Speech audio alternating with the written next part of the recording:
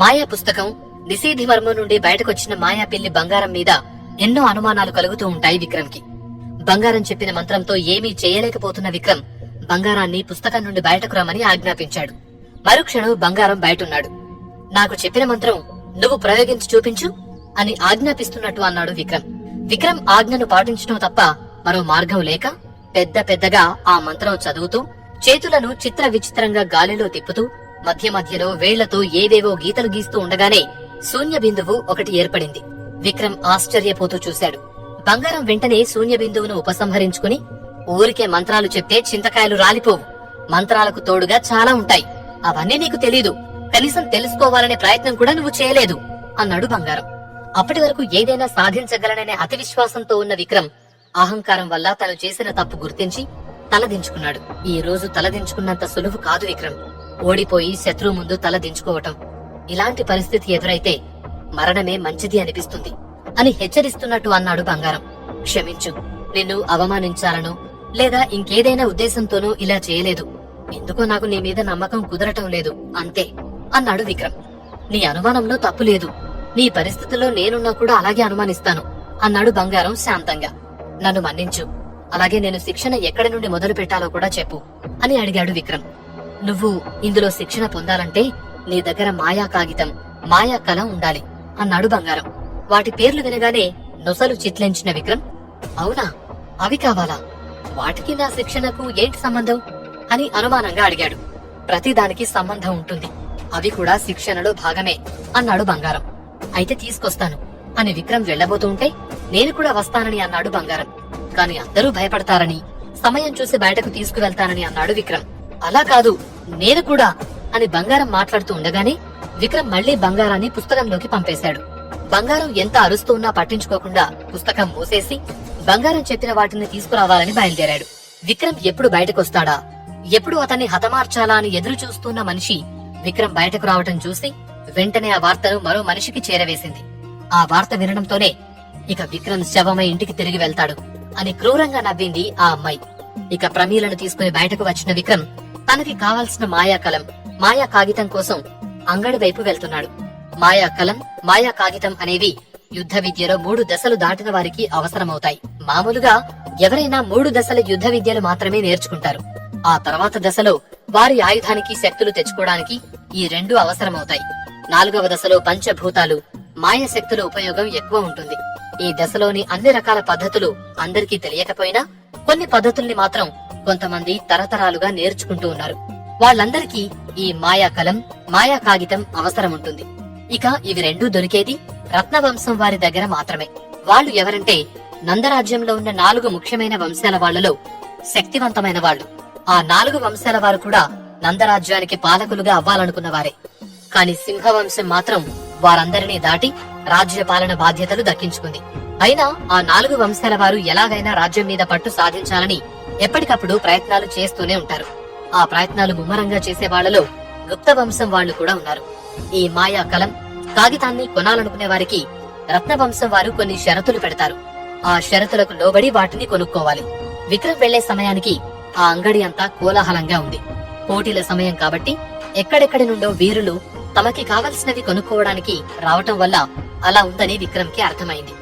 నువ్వు ఇక్కడే ఉండు, నేను కావలసినవి కొనుక్కుని వస్తాను అని ప్రమీలను అక్కడే నిల్చోబెట్టి కొద్ది దూరం వెళ్లిన విక్రమ్ రత్నం దుకాణ సముదాయం అని ఒక బోర్డు కనపడటంతో అదే తనకి కావలసిన అంగడి అని అటువైపు వెళుతూ ఉన్నాడు. అంతలో ఒక పెద్ద వయస్సున్న ఒక వ్యక్తి ఆ దుకాణం వైపు వచ్చాడు. ఆ అంగడి ముందు కాపలాగా ఉన్న ఇద్దరు అతన్ని గుర్తుపట్టి సాదరంగా లోపలికి ఆహ్వానించారు. అప్పుడే ఆ అంగడి దగ్గరకు వచ్చిన నందవంశ 6వ యువరాజు అనిరుద్ ఇంకా వర్మవంశం వారసురాలు రుద్రాణి ఆ వ్యక్తిని చూస్తూ, వెళుతున్నవారు దత్తశర్మ గురువుగారు కదా? అమ్మయ్యా, నేనే వారిని వెతుకుతూ వెళ్లాలనుకున్నా, వారే నాకు ఇలా దొరికారు అన్నది రుద్రాణి సంతోషంతో. ఎందుకు వెతకాలనుకున్నావు అని ఆశ్చర్యంతో అడిగాడు అనిరుద్. ఎందుకంటావేంటి, ఆయన దగ్గర శిక్షణ కోసం అంది రుద్రాణి. ఓహ్ అవునా, అయితే మనమిద్దరం కలిసి శిక్షణ తీసుకుందాం అన్నాడు అనిరుద్. వాడు మాట్లాడుకుంటూ నడుస్తూ ఉండగా వారిని గమనించని విక్రమ్ వారి ముందు నుండి వెళ్లాడు. అయితే విక్రమ్ ని చూసిన రుద్రాణి, అతను విక్రమ్ కదా అని అనిరుద్తో అంది. అవును విక్రమే, వాడికి ఇక్కడేం పని అని విక్రమ్ వైపు అనిరుద్ ఆశ్చర్యంతో చూస్తూ ఉండగా, ఏమో ఏమైనా కొనుక్కోవడానికి వచ్చి ఉండొచ్చు కదా అంది రుద్రాణి. విక్రమ్ ను చూడగానే అనిరుద్ ముఖంలో రంగులు మారటం గమనించింది రుద్రాణి. ఒక్క అనిరుద్కే కాదు, రాజ్యంలో చాలా మందికి విక్రమ్ అంటే అసూయ, ద్వేషం పెరిగిపోయాయి. కారణం అతి తక్కువ కాలంలో విక్రమ్ కి వస్తున్న పేరు. అనిరుద్ మాట్లాడే లోపు అతన్ని వదిలి పరుగులాంటి నడకతో విక్రమసింహ యువరాజా, విక్రమసింహ యువరాజా అని పిలుస్తూ విక్రమ్ వైపు వెళ్ళింది రుద్రాణి.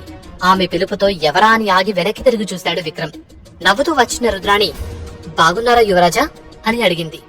మీరు అని ఆమె వైపు చూస్తూ గుర్తు తెచ్చుకోవడానికి ప్రయత్నం చేస్తుండగానే రుద్రాణి వెనుక అనిరుద్ కనిపించాడు.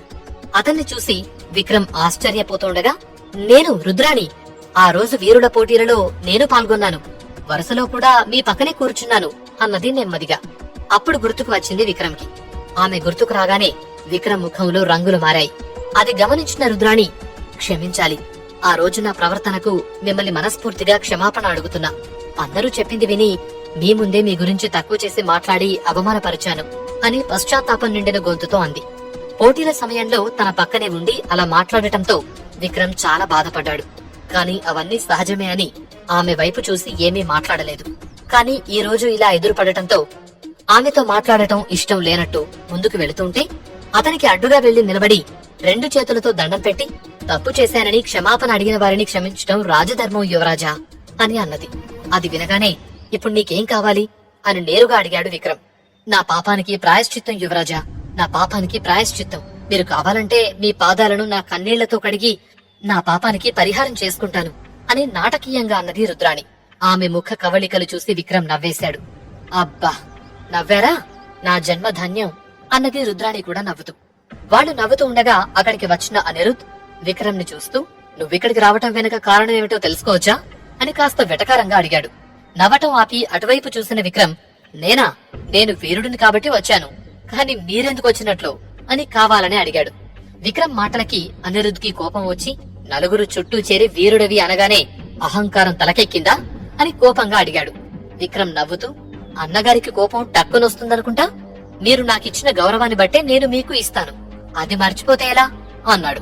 అప్పటికే అటువైపు వచ్చిపోయే వాళ్ళందరూ వాళ్లనే గమనిస్తూ ఉండటంతో విక్రమ్ తో వాగ్వాదం మంచిది కాదనుకున్నాడు అనిరుద్.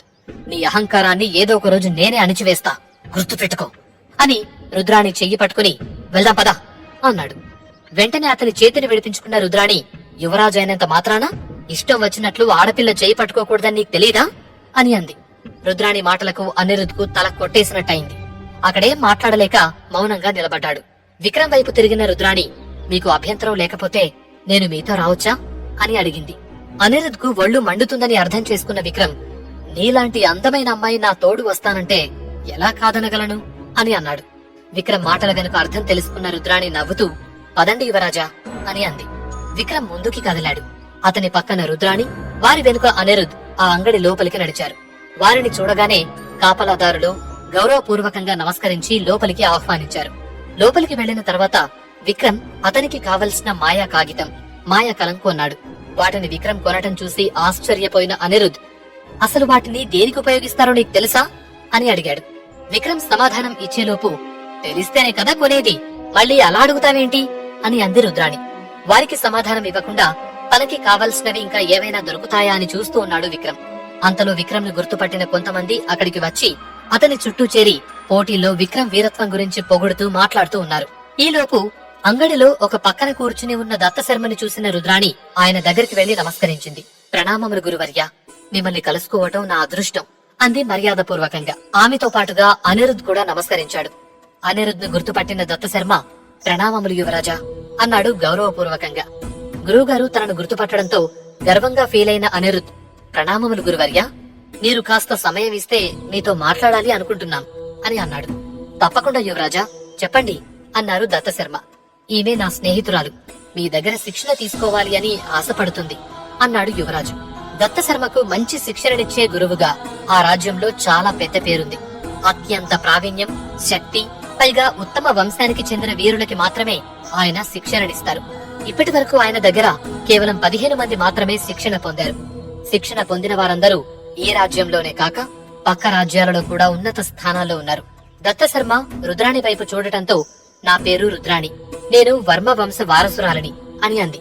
ఆ పేరు వినగానే దత్తశర్మ ముఖం ప్రసన్నం అవటం గమనించిన రుద్రాణి, మా నాన్నగారు మీరు స్నేహితులు, 1-2 సార్లు నేను మా నాన్నగారితో కలిసి మిమ్మల్ని కలవటానికి వచ్చాను. మీ దగ్గర శిక్షణ తీసుకోవాలని చాలా రోజుల నుంచి అనుకుంటూ ఉన్నాను. మీరు నన్ను మీ శిష్యురాలిగా స్వీకరిస్తారని నా ఆశ అని అన్నది. ఒక క్షణం ఆలోచించిన దత్తశర్మ, నా దగ్గర శిక్షణ తీసుకోవాలంటే కొన్ని అర్హతలుండాలి అని ఇంకా ఏదో చెప్పబోతూ ఉంటే, తెలుసు గురువర్య అంటూ ఆమె తీసుకున్న శిక్షణకు సంబంధించిన వివరాలు ఒక్కోటి చెప్పుకుంటూ వచ్చింది రుద్రాణి. ప్రశాంతంగా అంతా విన్న దత్తశర్మ నవ్వుతూ, నా స్నేహితుడి కూతురు వీరవనిత అంటే విన్నాను. నీ విశ్వాసం, నీ ధైర్యం చూస్తే నిజమే అనిపిస్తుంది. సరే, నిన్ను నా శిష్యురాలిగా స్వీకరిస్తాను అన్నాడు. ఆ మాటకి రుద్రాణి సంతోషంతో ఉబ్బి తబ్బిబైపోయింది.